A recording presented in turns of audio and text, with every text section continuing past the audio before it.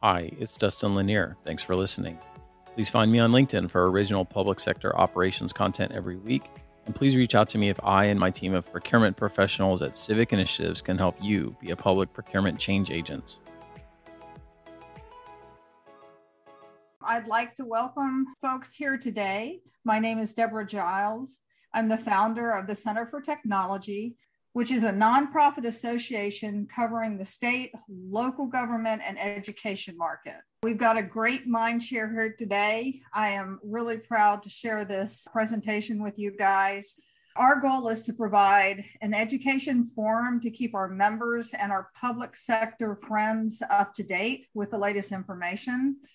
And it's been quite interesting going through all the grants and all the unexpected dates for applications that we found. So today's topic is ESSER 3 grants. That is the Elementary and Secondary School Emergency Relief Fund grants.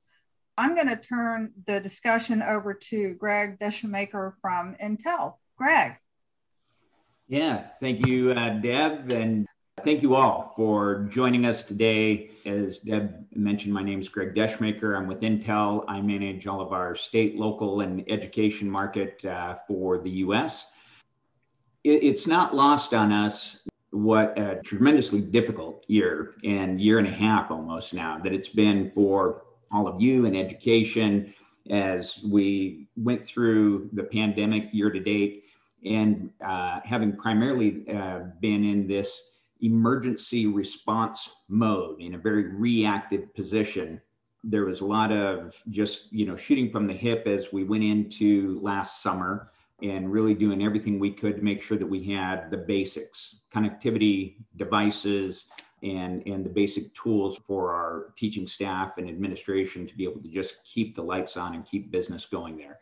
But it is interesting, if you look at this slide, and I'm going to have just this one slide before I pass it over to Melissa, and sharing this in a pure overview, 30,000 foot statement, that where if we look at where we progress now and getting into the first half of 2021, as we look at the passage of the American Rescue Plan and that $1.9 trillion and thinking differently now about how we might be able to tap in to those resources to be less reactive and more proactive in our thoughts about rebuilding and getting some resilience into our space for not just as we get ready to go back to school here this year, but really looking at how this can build that resilience for the coming 2, 3, 4, 5 years. If you take this in clockwise order, you can see where we go from that 1.9 trillion ARPA bucket of money, and you see the 37% of that, which is moving down to the states.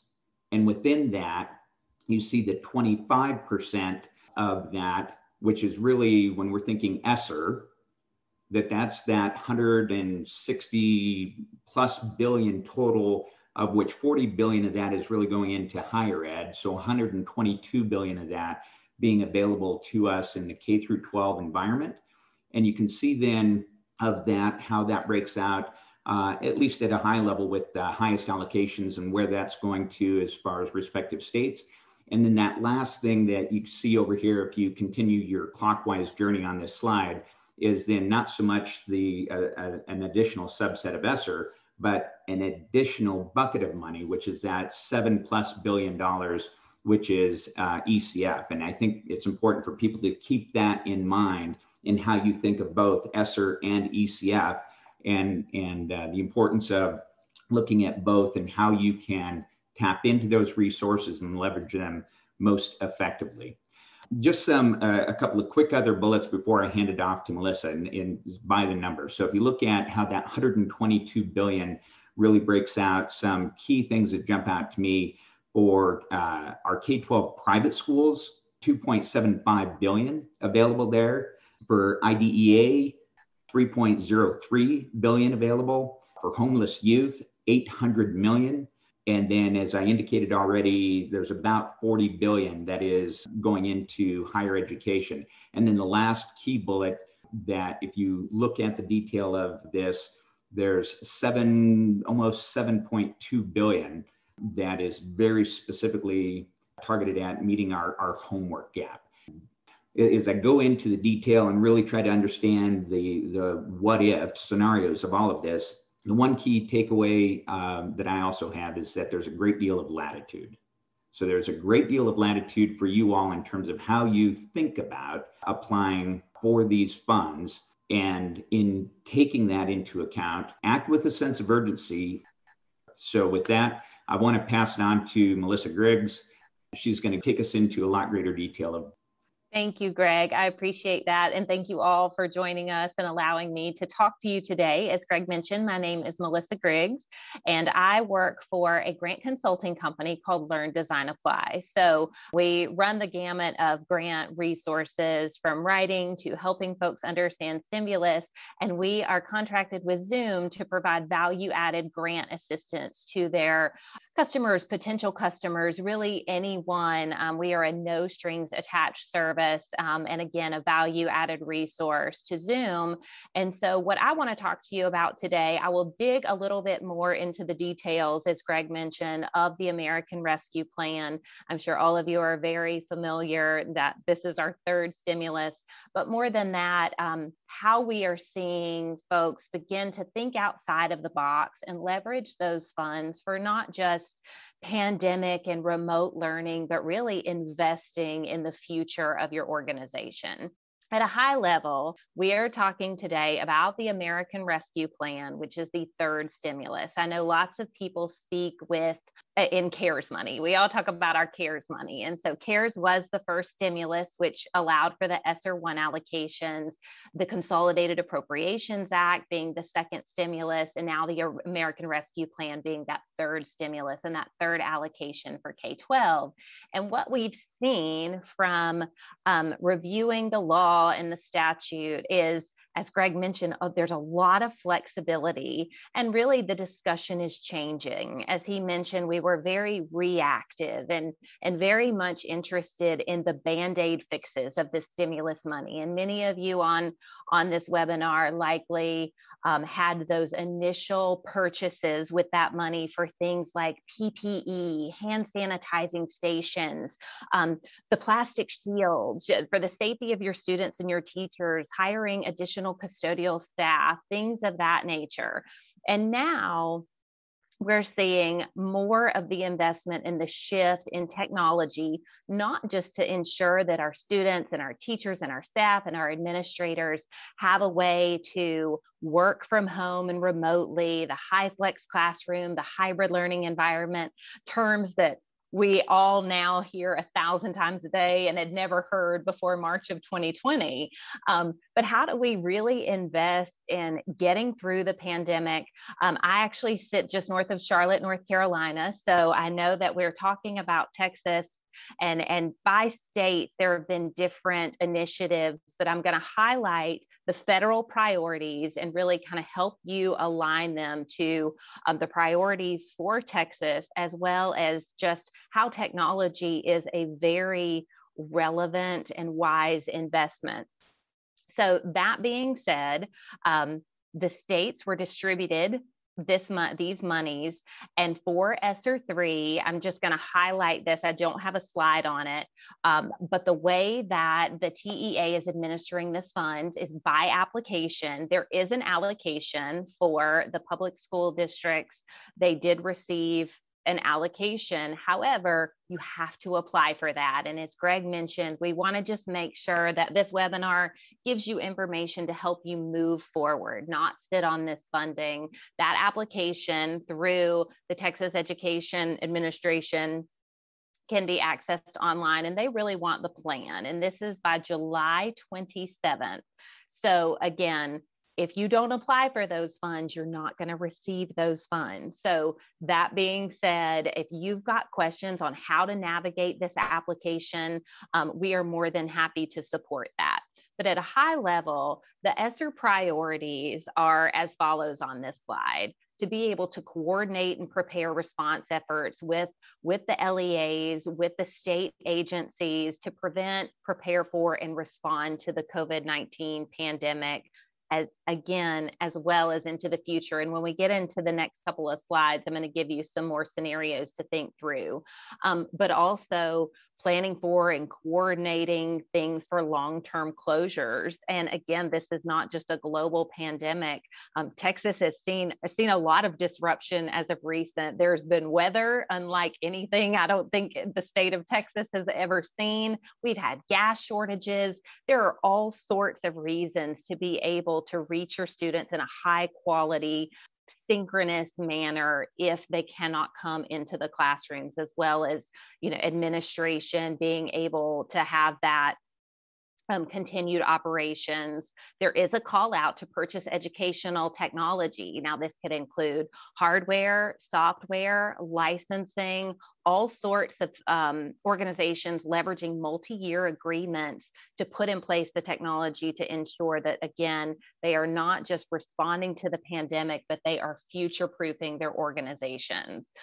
There is a huge call out, and we're going to sit a little bit on this one in another slide, on mental health and support services and how to think through those, as well as planning activities, as you all know, that 20% to address that learning loss to these populations and student groups who are at a disadvantaged state, whether that be low income populations, those who have IEPs or disabilities, student groups of color, those facing homelessness. So really, as Greg mentioned, trying to bridge that gap, that digital divide. And I'm going to ask you to sit with me and think through all the issues that were pre-pandemic. I mean, distance learning, remote learning, these things are not new. This was going on before a global pandemic. And so thinking through the issues that were there prior to pandemic and have really just been highlighted and exacerbated through the pandemic. So some of the takeaways from this funding, again, are looking ahead to, I know we're bringing the kids back into the classroom. We want to do it in a safe manner. But again, as I mentioned, there are still other ways to leverage technology, even when you're bringing your students, your student population, your staff back into the classroom. So looking at those hybrid, those high flex environments.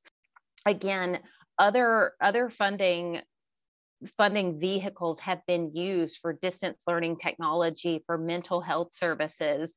And again, this is a specific call out in the federal language.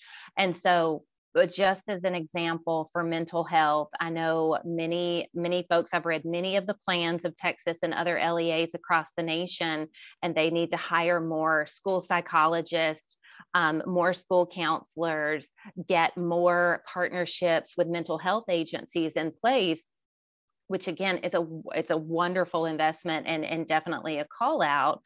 But one of the things we're seeing is leveraging staff with video conferencing technology, with HIPAA compliant licensing, to allow students to have more consistent interactions with those school psychologists. So you could have a district mental health provider who can sit in a space and see 10 times as many students, because she can do it with the school nurse being the clinician operating distance learning technology, again, running a HIPAA compliant Zoom platform. And we're seeing this more and more as laws have been relaxed. The HIPAA laws have been relaxed, reimbursement policies have been laxed. And it's really, I think, to the benefit of our students, because now they have access to providers that they may not have had before.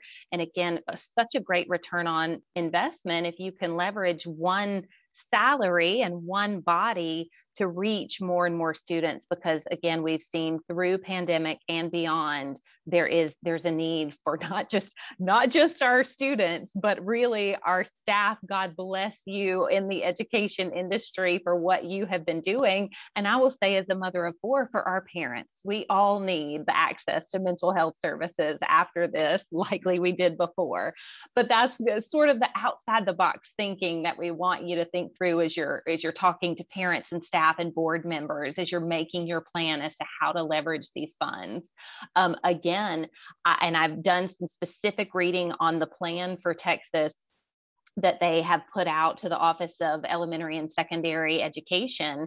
And there's a lot of coordination between the Department of Health to ensure the safety of our students. So that coordination of the LEAs, of the Department of Education with county and local health departments, as well as state agencies for that sort of information, and leveraging technology to do those, the licensing to be able to do them quickly and consistently is very important. And as you all know, our schools are community centers. So, I mean, that's just a part of a place where so many of our populations get their information. So having that response, that coordinated response, also the priority addressing those disadvantaged populations over and over in the language of not just the federal priorities, but of the Texas plan, we saw the need for technology, the need for broadband and connectivity, the need for high quality virtual learning for all students.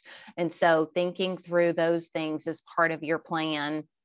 And again, in the next slide, I'm going to get into some other scenarios where distance learning is, again, not just pandemic focused, but absolutely is going to make you more competitive, to keep, for lack of a better term, bottoms in seats, because we recognize that public school systems have lost some student populations for different reasons, whether they have the need to have that hybrid module or whether they needed to get their child back in the classroom. Regardless, being able to offer different forms of learning, whether that be face-to-face, hybrid instruction, is really going to fulfill a need, not just for pandemic, but into the future. And then lastly, that providing mental health services, where I kind of sat on, because the importance of that is just so paramount, to make sure our students, our staff all have the access that they need. And that's really what we're talking about here with these funds, providing continued access for students. And again, bridging that digital divide and that learning gap that is just really increased exponentially over the last year and a half. How do we give more services? How do we give more tutoring time? How do we have more continued meetings with parents and teachers and things of that nature? So again, distance learning technology, it was a thing prior to pandemic. It is going to be a thing in the future. And I think that we'll see more and more of it. The cat's out of the bag at this point. A lot of schools, though I know they have the requirement to offer that face-to-face instruction for whatever reason. And again, it might not be that you have an immunocompromised student. It could be that you have another homebound student or a student that needs to take dual enrollment classes. There's the need for this technology to ensure that you are giving your students the best possible outcomes. So again, whether that's delivery of courses to the home or a hybrid model, the ability to deliver consistent professional development. I know that we're getting back to normal now, but I know that even here in North Carolina, a lot of our capital, Raleigh, has a lot of the professional development courseworks and workshops. And so teachers have to leave and they're in a hotel and you're paying stipends and you're paying for substitutes so that they can get this professional development. And so again, not even because of pandemic, we don't have a lot of that travel as an option anymore, but even prior to, that was still a huge investment that now we can facilitate via technologies from Intel, from Zoom, all of our technology partners that have collaborated for this call. Parent-teacher conferences, and I hope that you have had this experience. I have never attended so many parent-teacher conferences and board meetings as I have as a parent, because I can do it via Zoom and I don't have to find childcare for my children. I can do it from my home. And so I hope that doesn't go away. I hope that that's something that continues to stay, because as you know, student outcomes can't just be made in the classroom. You have to have that buy-in from parents, from caregivers at home. Dual enrollment opportunities. Again, we're talking about staying competitive, future-proofing your organization. So a more rigorous curriculum ensuring that students within your district can take that AP Mandarin course. If you don't have an AP Mandarin teacher, where can they access that content? And again, I think the name of the game here is access.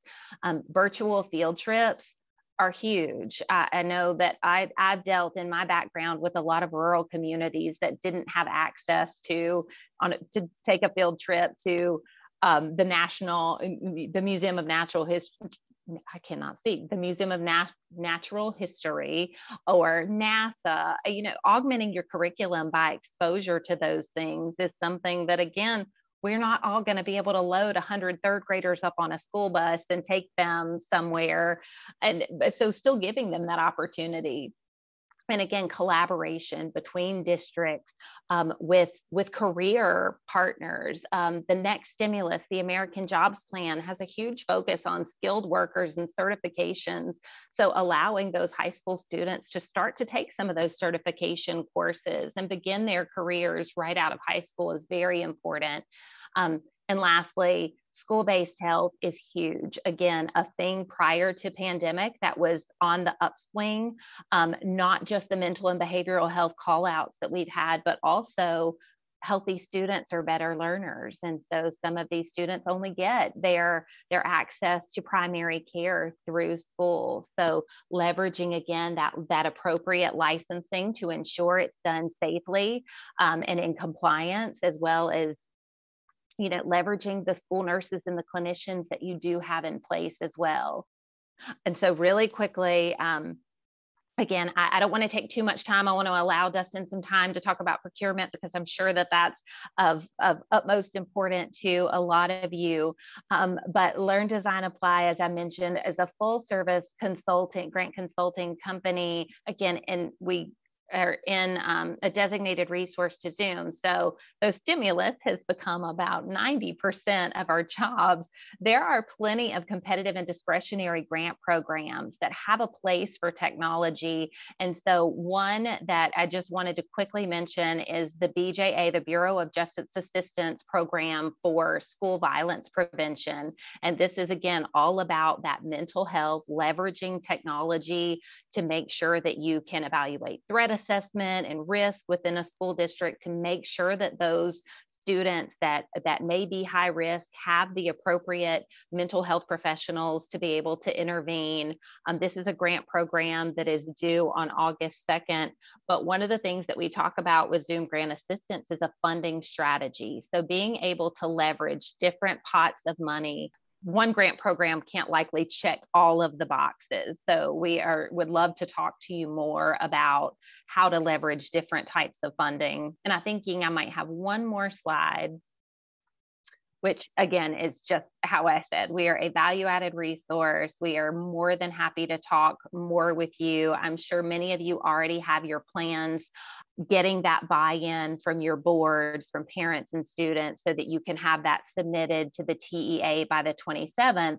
However, if you do need to talk through more of what that technology looks like, leveraging video and voice technologies, again, for continued operations, for mental health, for addressing that learning loss, we are more than happy to help you to align those specific call outs with the technology. And as Ying and Deborah are here to do as well, that's what we're here to do. So please take advantage of this opportunity. Think through, again, not just the issues that you have seen develop from pandemic, but the ones before pandemic that have been exacerbated, and really how you can invest in technology and really make sure that what you spend this funding on isn't irrelevant in the next 2, 3, 5 years. Really set yourself up for success, because I hope that we don't see another global pandemic in our lifetime, but I do not think we're going to see this moment of time with available funding again. So we just really want to make sure that you're able to take advantage of it,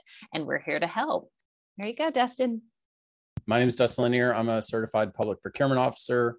I was with the state of Texas as a deputy CIO, and I ran a procurement shop, and I run a group now that works with organizations on the buy side of public procurement transactions. So only on purchasing side, not representing any particular technology. So I'm going to talk today about where you can find some of the guidance related to the procurement processes and just generally best practices when you're procuring with federal money, because if there's any with one thing that's true, whether it's non-competitive grants, FEMA grants, people forget in a couple of years whatever urgency they told you to go and execute money, and they will only be holding you to the accountability that they had established in their documents.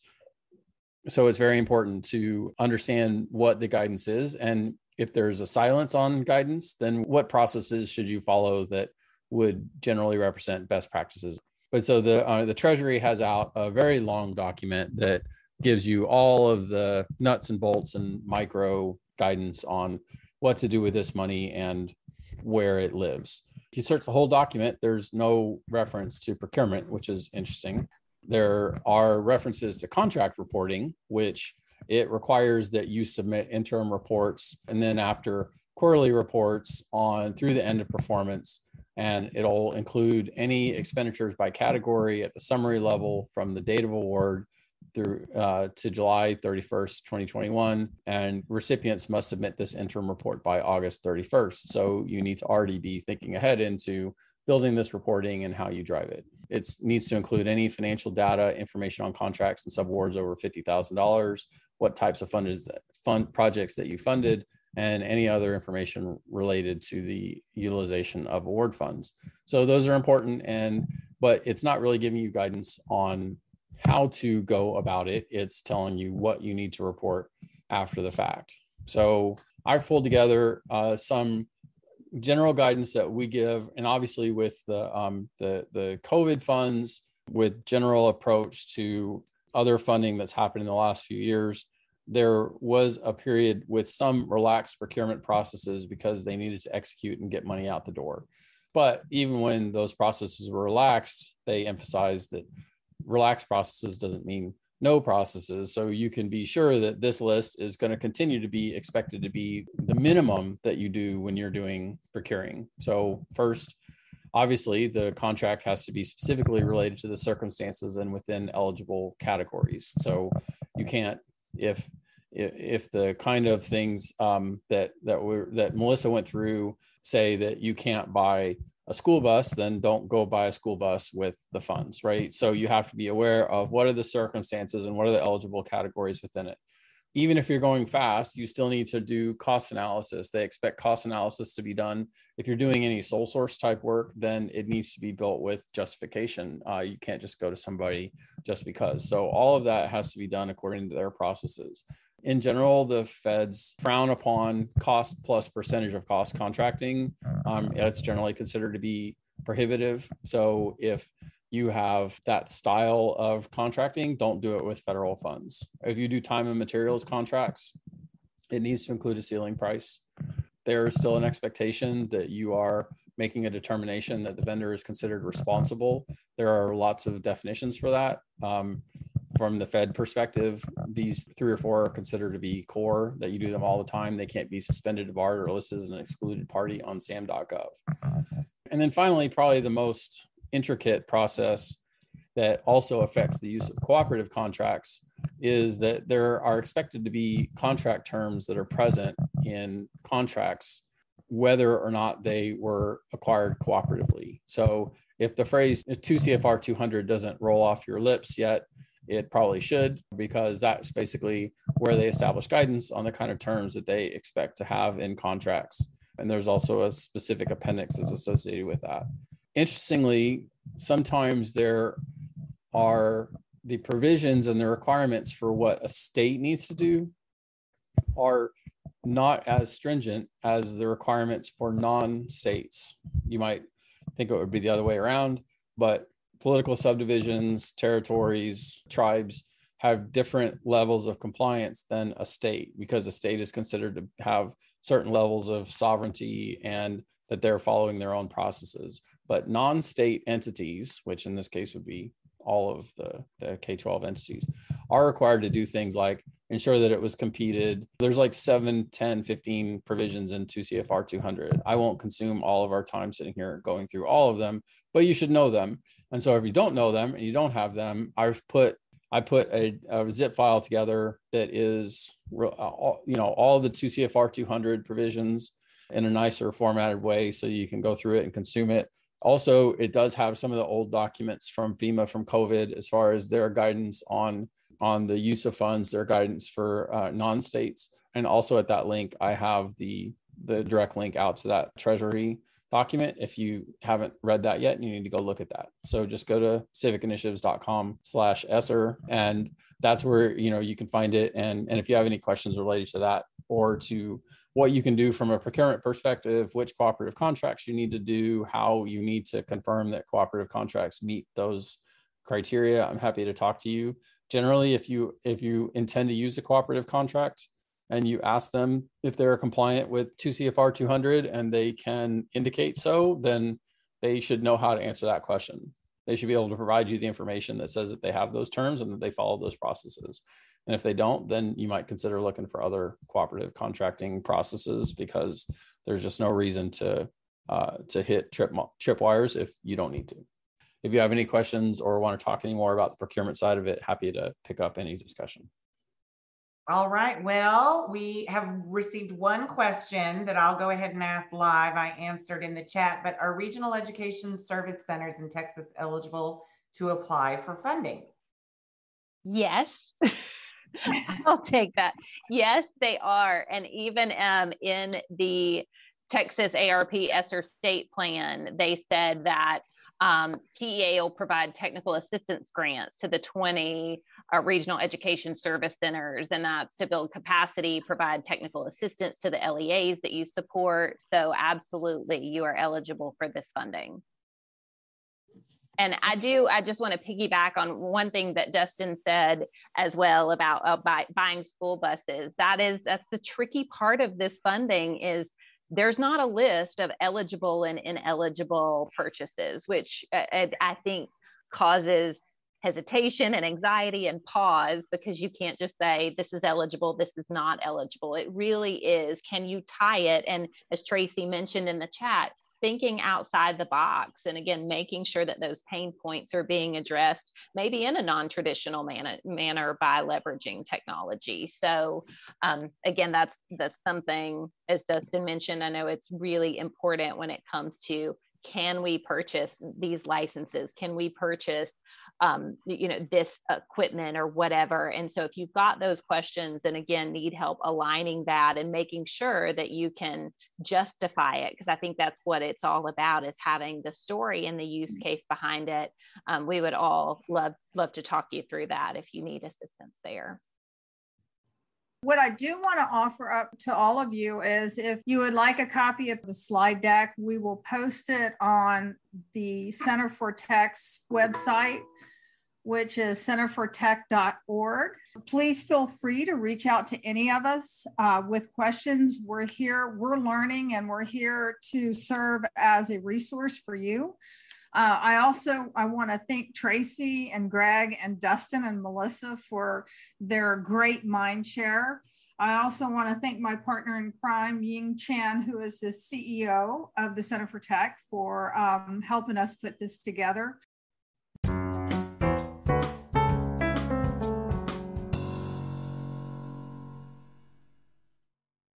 Hi, it's Dustin Lanier. Thanks for listening. Please find me on LinkedIn for original public sector operations content every week. And please reach out to me if I and my team of procurement professionals at Civic Initiatives can help you be a public procurement change agent.